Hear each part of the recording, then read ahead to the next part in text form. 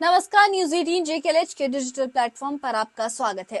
पहलगाम की बैसन घाटी में हुए आतंकी हमले ने पूरे देश को झंझोर के रख दिया है। इस हमले में 27 मासूम लोगों की जान चली गई, जो अपने परिवार के साथ छुट्टियां मनाने आए थे। इस त्रासदी के बाद देश भर में गम और गुस्से का माहौल है। दिल्ली, लखनऊ, श्रीनगर और कई अन्य शहरों में लोगों ने पाकिस्तान के खिलाफ सड़कों पर उतरकर विरोध प्रदर्शन शुरू किए हैं। हाथों में तख्तियां, नारों की गूंज और पाकिस्तान के खिलाफ जलाए जा रहे पुतले ये साफ दिखाता है कि देश अब चुप नहीं बैठने वाला। जनता की आवाज और आक्रोश अब सरकार और दुनिया तक भी पहुंच रहा है।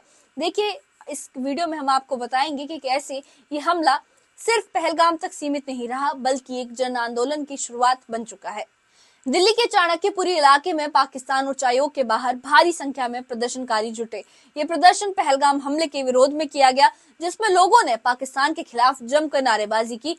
पाकिस्तान मुर्दाबाद और बदला लो सरकार जैसे नारों से पूरा इलाका गूंज उठा। बीजेपी कार्यकर्ताओं के साथ साथ एंटी टेरर एक्शन फोरम, विश्व हिंदू परिषद और RSS से जुड़े संगठनों के लोग भी इस प्रदर्शन में शामिल हुए। प्रदर्शनकारियों की मांग थी कि हमले के पीछे जिम्मेदार आतंकियों को सख्त सजा दी जाए और पाकिस्तान के खिलाफ ठोस कूटनीतिक कदम उठाए जाएं। लोगों ने साफ कर दिया कि अब निंदा नहीं, बल्कि उन्हें एक्शन चाहिए। यहाँ क्यों किसलिए आए, क्या कारण है? देखिए, कारण यह है जिस तरह से पाकिस्तान ने क्रूरता दिखाई है, ना मर्द वाला काम किया है, तो भारत के मुसलमान कहना चाहते हैं पाकिस्तान से कि आओ सामने की लड़ाई लड़ लो, आओ, तुम्हारा बाप बैठा अभी मोदी, और भारत का मुसलमान हिंदू और मुस्लिम के साथ है और भारत में हमेशा साथ में रहेगा। हमारे मुल्क में कोई इंटरफेयर ना करे, पाकिस्तान इंटरफेयर नहीं करना चाहिए। क्या आप कहाँ से आए और किसलिए आए हैं? हम यह है कि पाकिस्तान ने जो खिलौनी हरकत ये करी है, इस पे इसे बख्शा नहीं जाना चाहिए। आज हम पाकिस्तान दूतावास पे इसी चीज को धरना देने आए हैं और जब तक ये नहीं मानेंगे, मैं तो इस पे प्रधानमंत्री माननीय मोदी जी से भी रिक्वेस्ट करता हूँ, अपील करता हूँ और गृह मंत्री से भी अपील करता हूँ कि आप जो है पीछे रहिए। यहाँ का जो इंडिया का मुसलमान है, हिंदुस्तान का जो मुसलमान है, आप उसे आगे करिए। पाकिस्तान को नेस्तनाबूद करके हम आएंगे। आप कहाँ से आए और किसलिए यहाँ आए? मैं सत्या जोशी एक्स निगम पार्षद हूँ। मैं कह रही हूँ कि पाकिस्तान को छोड़ना नहीं चाहिए। अभी एक महिला की मेहंदी सूखी भी नहीं, एक माँ का लाल चला गया है। कितनी शर्म की बात है। तुम अपने आप को केक काट रहे हो और हमारी जनता क्या है, रोटी नहीं मिल रही है, खाना नहीं मिल रहा है, तुम केक काट रहे हो। मोदी जी को छोड़ना नहीं चाहिए, छोड़ना नहीं चाहिए। पाकिस्तान को होश में आना चाहिए। वो जो लोग ये सोचते हैं कि हिंदुओं को इस प्रकार निर्दोष लोगों को मार के सुख चैन की बंसी बजा लेंगे, उन्हें पता नहीं है कि अगर हिंदू रोष में आएगा तो वो हिंदू जो कि वसुधैव कुटुंबकम की बात करता है, वो हिंदू शिव का वंशज है, वो किस प्रकार का प्रलय ला सकता है, इसका उनको आभास नहीं है। हम शांतिपूर्वक ढंग से अगर काम करते आए हैं तो इसका मतलब ये नहीं है कि वो हमारी जाति पूछकर हमारे भाइयों बहनों को मारने लगेंगे।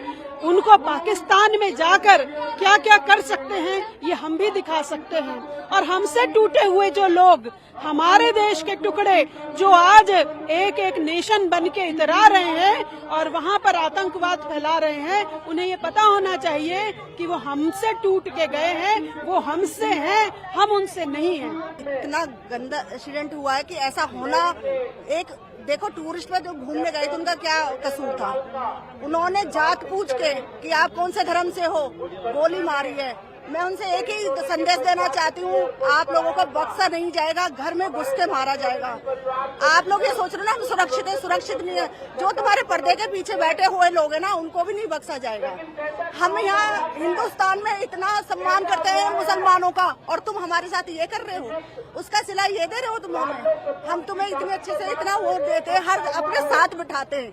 हिंदुस्तान के मुसलमानों का साथ बैठाया जाता है, हर चीज में उनको साथ लिया जाता है और तुम हमारे साथ धोखाधड़ी कर रहे हो, तो बख्शा नहीं जाएगा आप लोगों को। श्रीनगर के लाल चौक पर भी पहलगाम हमले के खिलाफ एक शांतिपूर्ण लेकिन असरदार प्रदर्शन हुआ। PM पैकेज के तहत घाटी में तैनात कश्मीरी पंडित कर्मचारी मौन श्रद्धांजलि के साथ इकट्ठा हुए। घंटा घर पर हाथों में स्टॉप इनोसेंट किलिंग्स और स्टॉप वायलेंस इन कश्मीर जैसे पोस्टर लिए लोग खड़े थे। ये प्रदर्शन शांतिपूर्ण रहा, लेकिन संदेश बहुत साफ था। हमें अपने जीवन और सुरक्षा की गारंटी चाहिए। कर्मचारियों ने 2022 की टारगेट किलिंग की भी याद दिलाई और मांग की कि सरकार अब सिर्फ भरोसे की बात ना करे, बल्कि ठोस सुरक्षा इंतजाम करे।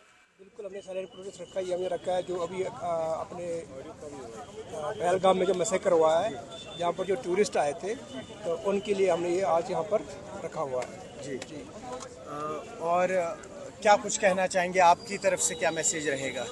हमारी तरफ से ये मैसेज है कि ये जो बारबेरिज्म है, ये जो हीनियस क्राइम्स है, ये ख़त्म होने चाहिए।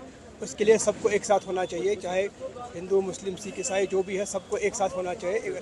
सबको इसके लिए लड़ना चाहिए, इसके खिलाफ लड़ना चाहिए और इस चीज़ को ख़त्म करना चाहिए। यहाँ से फैन वैली से हम लोग अभी यहाँ पे एकत्रित हुए हैं, सिर्फ कंडेम करने के लिए और श्रद्धांजलि देने के लिए जो टूरिस्ट यहाँ घूमने आए थे उनकी किलिंग्स की। मैं बताऊंगा 2022 में जो टारगेट किलिंग यहाँ पे हिंदुओं की हुई थी, उसके बाद थोड़े चीज़ें संभलने लगी थी, यहाँ पे अच्छा माहौल हो गया था।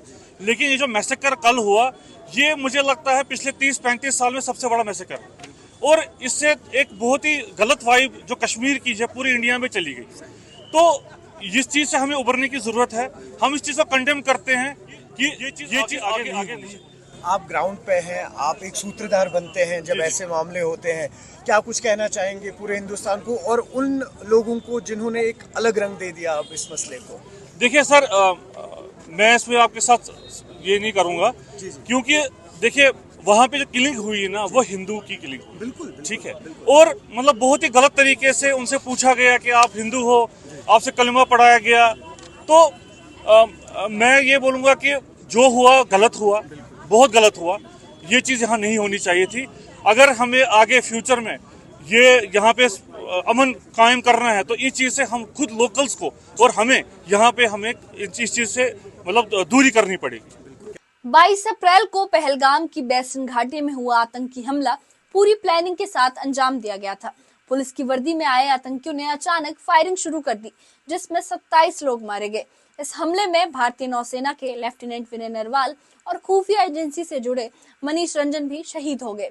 हमले की जिम्मेदारी आतंकी संगठन TRF ने ली है और हमले की साजिश लश्कर-ए-तैयबा के पाकिस्तानी कमांडर सैफुल्लाह के इशारे पर रची गई बताई जा रही है।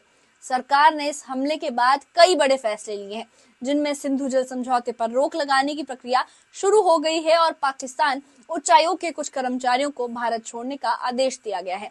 प्रधानमंत्री नरेंद्र मोदी ने खुद राष्ट्रीय सुरक्षा पर कैबिनेट कमेटी की बैठक बुलाई थी, जिसमें कूटनीतिक और सैन्य दोनों स्तरों पर कड़े कदमों की रणनीति बनाई गई है। देश की राजधानी दिल्ली से लेकर घाटी के दूर दराज इलाकों तक हर तरफ एक ही आवाज गूंज रही है, अब और बर्दाश्त नहीं। लोग सड़कों पर है, मोमबत्तियों के साथ और नारों के साथ, आंखों में आंसू और दिलों में गुस्सा लिए। वो कह रहे हैं कि अब समय आ गया है कि आतंक के खिलाफ सिर्फ बयान नहीं, बल्कि ठोस और निर्णायक कार्रवाई हो।